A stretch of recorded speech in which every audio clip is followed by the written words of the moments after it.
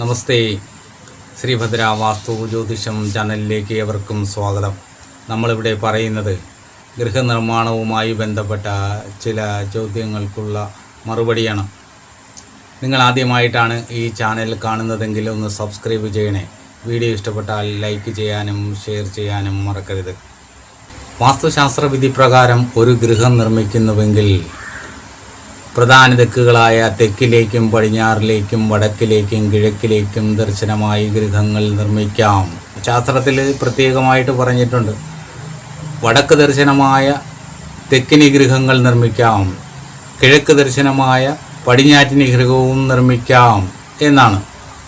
അപ്പോൾ മറ്റ് ദിക്കുകളിലേക്ക് ഗൃഹങ്ങൾ നിർമ്മിക്കാൻ പാടില്ല എന്നല്ല സൂചിപ്പിക്കുന്നത്.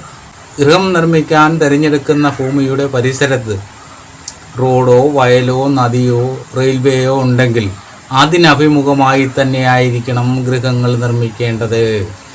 ആ അഭിമുഖമായി നിർമ്മിക്കുന്ന ഗൃഹങ്ങളുടെ പ്രധാന വാതിൽ ആ ദിക്കിലേക്ക് തന്നെ ദർശനമായി നിർമ്മിക്കണം. അതിൻ്റെ ഗൃഹമധ്യസൂത്രത്തെ തടസ്സപ്പെടുത്താതെയായിരിക്കണം ആ പ്രധാന വാതിൽ ഘടിപ്പിക്കേണ്ടത്. ചിലരൊക്കെ തെക്ക് ദർശനമായ ഗൃഹങ്ങൾ നിർമ്മിച്ചിട്ട് കിഴക്കോട്ടാണ് ഐശ്വര്യം എന്ന് കരുതി കിഴക്കോട്ട് പ്രധാന വാതിൽ ഘടിപ്പിക്കുന്ന കാണാം. അതൊരു തെറ്റായ പ്രവണതയാണ്. അവിടെ ദ്വാരഭേദം സംഭവിക്കുകയാണ്. അതിനാൽ നമുക്ക് ഏത് ദിക്കിലേക്കാണോ ദർശനം ആ ദിക്കിലേക്ക് തന്നെ ആയിരിക്കണം അതിൻ്റെ പ്രധാന വാതിൽ ഘടിപ്പിക്കേണ്ടത്.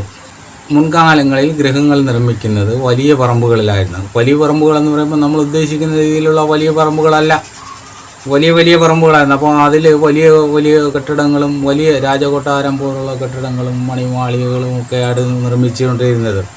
അപ്പോൾ അതിന് വടക്കോട്ടും കിഴക്കോട്ടും ദർശനമായ ഗൃഹങ്ങൾ നിർമ്മിക്കാം. എന്നിട്ട് അതിൻ്റെ പ്രധാന വാതിലും അവർക്ക് ആ ഗൃഹങ്ങൾക്കനുസരിച്ച് മാറ്റി കൊടുക്കാൻ കഴിയും. കാരണം അത്രയും വലിയ പറമ്പുകളായിരുന്നു. പക്ഷേ ഇന്ന് നമുക്ക് ചെറിയ പറമ്പുകളാകുമ്പം അങ്ങനെ നിർമ്മിക്കാൻ പറ്റത്തില്ല. അപ്പോൾ നമുക്ക് ചെറിയ പറമ്പാകുമ്പോൾ എന്താണ് വേണ്ടത്? അപ്പം ആ പറമ്പിൻ്റെ പരിസരത്ത് റോഡോ വയലോ നദിയോ റെയിൽവേയോ ഉണ്ടെങ്കിൽ അതിനഭിമുഖമായി നിർമ്മിക്കാൻ പറയുന്നതിനാണ്. ഇന്ന് ചെറിയ പറമ്പുകളിൽ ഗൃഹങ്ങൾ നിർമ്മിക്കുമ്പോൾ അതിൻ്റെ വടക്ക് വശത്തും കിഴക്ക് വശത്തും കാലിയായ സ്ഥലം കൂടുതലായി വരത്തക്ക രീതിയിൽ ഗൃഹനിർമ്മിതി ചെയ്യണം. കാരണം ഏത് ദിക്കിലേക്ക് ദർശനമായ ഗൃഹമായാലും ആ ചെറിയ പ്ലോട്ടായാലും ശരി, അപ്പോൾ അതിനകത്ത് തന്നെ നമ്മൾ കിഴക്കും വടക്കും കൂടുതൽ കാലി സ്ഥലം വരത്തക്ക രീതിയിലായിരിക്കണം ഗൃഹങ്ങൾ നിർമ്മിക്കേണ്ടത്. തെക്കും പടിഞ്ഞാറും കാലിയായ സ്ഥലം കുറവായിരിക്കണം. ആ രീതിയിൽ വേണം ഗൃഹങ്ങൾ നിർമ്മിക്കേണ്ടത്. പ്രധാന വാതിൽ ഘടിപ്പിക്കേണ്ടത് അത് വളരെ പ്രാധാന്യം കൊടുക്കേണ്ടതാണ്. കാരണം ഏത് ദിക്കിലേക്കാണോ ദർശനം ആ ദിക്കിലേക്ക് തന്നെ പ്രധാന വാതിലിൻ്റെയും ദർശനം കൊടുക്കണം. ഗൃഹമധ്യസൂത്രത്തിന് തടസ്സം വരാതെ ആയിരിക്കണം. അല്ലാത്ത പക്ഷം അവിടെ അസ്വസ്ഥതകളും ഐശ്വര്യക്കേടുകളും ഉണ്ടായിക്കൊണ്ടേയിരിക്കും. ഇന്ന് പലരും ഇതിൻ്റെ ശാസ്ത്രീയത മനസ്സിലാക്കാതെയാണ് വാസ്തുശാസ്ത്രം കൈകാര്യം ചെയ്യുന്നത്. അതുപോലെ തന്നെ ഇതിൻ്റെ പരിഹാരങ്ങൾ നിർദ്ദേശിക്കുമ്പോഴും അതിൻ്റെ ശാസ്ത്രീയത ഉൾക്കൊള്ളാതെയാണ്.